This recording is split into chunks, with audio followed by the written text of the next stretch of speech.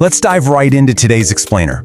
We're going to explore a really incredible intersection, the exact point where massive global infrastructure literally collided with microscopic biology.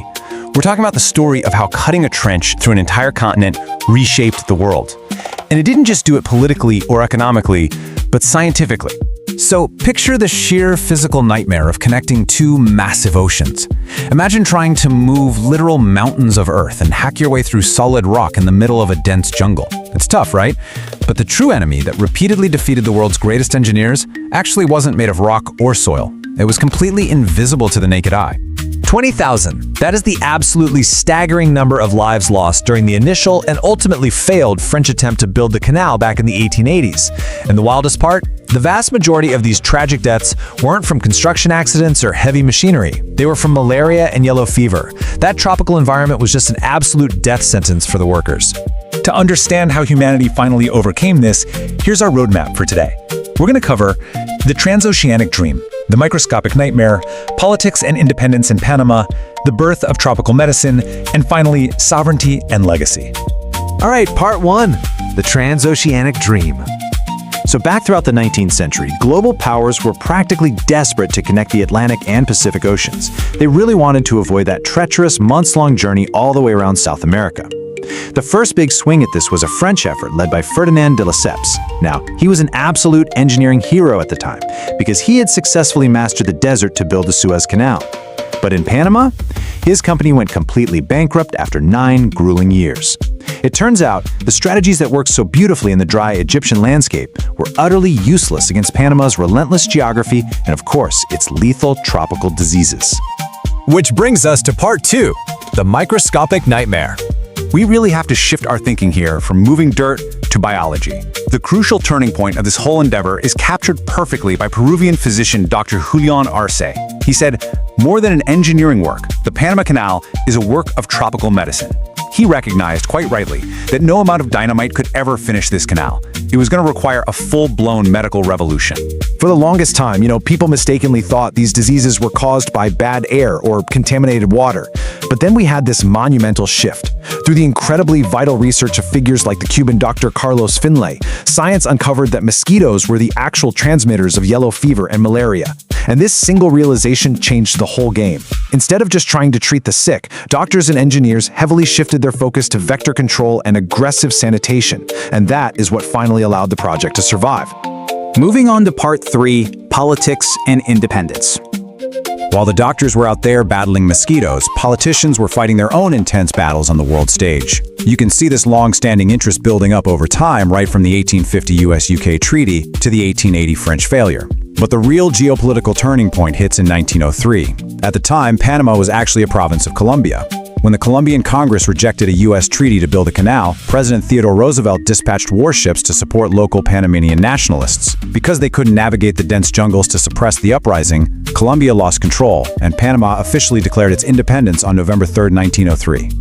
Literally, right after declaring independence, the brand new Republic of Panama signed the Hay-Buno-Virilla Treaty. And the terms of this granted the U.S. immense control.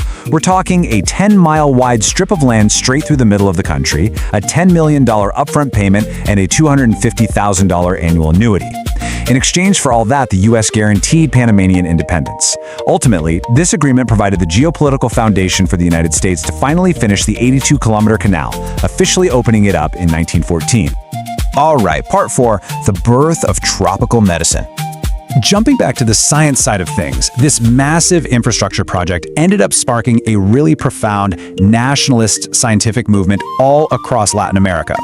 If we look at records from the 1913 5th Latin American Medical Congress in Lima, Peru, the progress made down in Panama really inspired physicians to push their governments. They wanted to establish dedicated university chairs for regional diseases. They basically argued, hey, tropical climates need to understand their own unique pathologies, rather than just importing medical knowledge designed for cooler European climates. You had 2 absolute pioneers championing this movement. First, there was Dr. Julián Arce from Peru, who focused heavily on Carrion's disease, which was a devastating local illness.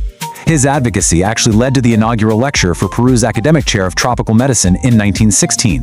And then you had Dr. Carlos Chagas from Brazil, who was world-renowned for discovering Chagas disease. He went on to establish a similar academic chair in Rio de Janeiro 10 years later. Both of these men used the momentum of tropical medicine to claim scientific sovereignty.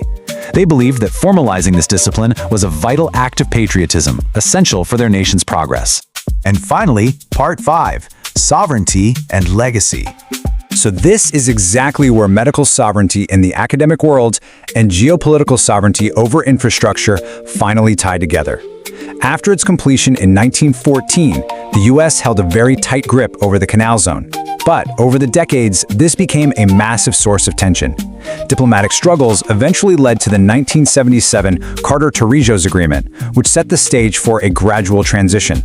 All of this culminated on December 31st, 1999, when Panama successfully negotiated the complete handover. They reclaimed full administrative control of the canal, plus 147,000 hectares of surrounding land. You can really feel the weight of that transition in this powerful quote from Panamanian President Mireya Moscoso during the 1999 handover ceremony. She declared, "Panama, the canal is of the Panamanians. Panama finally reaches the fullness of a sovereign state."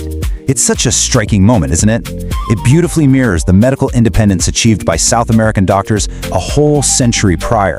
Just as researchers like Arce and Chagas reclaimed their scientific narrative, Panama ultimately reclaimed its geographic destiny.